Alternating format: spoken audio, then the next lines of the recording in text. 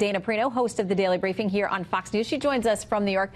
All right, Dana, listen, you have more personal connection and networking with the Kavanaughs than most of us do, having worked in Bush 43 White House. How do you think their family must feel after what they've been through to get to this day? I was thinking about that, possibly completely shattered in terms of exhaustion, relieved, possibly a little euphoria as well, and also maybe quite reflective. I think that one of the things you saw from Brett Kavanaugh when he testified is he talked about his faith. He has a strong faith in the Lord, and that he was relying on that faith in order to help get him through. He also reveres the Constitution, loves the Constitution and the law.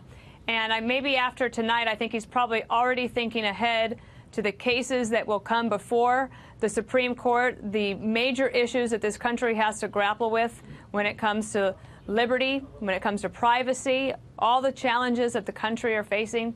I hope that he and his wife and daughters and family can take a moment to celebrate.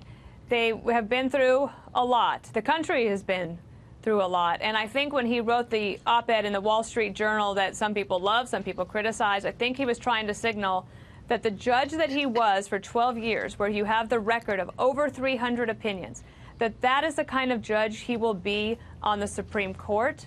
So I think, Shannon, that's probably what is on his mind right now, and possibly also a lot of gratitude for the president who first hired him in the Bush 43 White House and put him on the circuit court, but then the president who stuck by him and nominated him and stuck by him, and that is President Trump, who goes now tonight to Kansas for a rally with a significant campaign promise kept, and also just a unified Republican Party, unlike we have seen in possibly 10 years.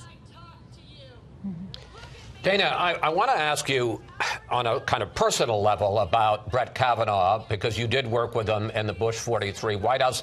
And for those of us who've been following him in public on TV, there really have been three Brett Kavanaughs we've seen. First of all, the legal scholar, immensely comfortable discussing judicial decisions, rulings, precedents in his original Judiciary Committee briefing. Then the interview with our colleague Martha McCallum, where he seemed very constrained, very uncomfortable, understandably so, dealing with the charges, and then the kind of Kavanaugh unplugged that we saw in his second Judiciary Committee testimony, when he was very fiery and really took on the Democrats in a very contentious way.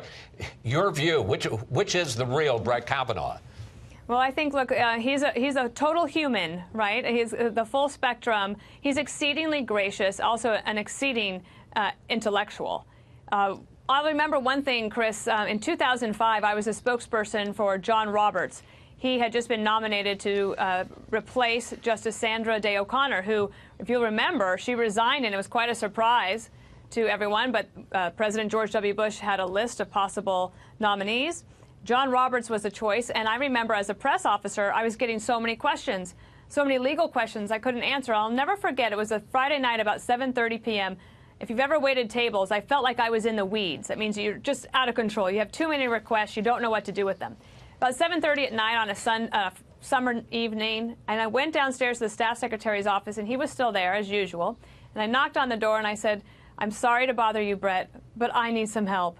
And he sat with me for about an hour and 30 minutes and explained to me all of these different cases I was being asked about, one of them being Roe v. Wade and the right to privacy and that connection there, and explaining how this had happened in the Supreme Court over a long period of time. And then you could go out with him at night and have a good time and a laugh. I never saw any bad behavior by Brett Kavanaugh, only an exceedingly gracious person.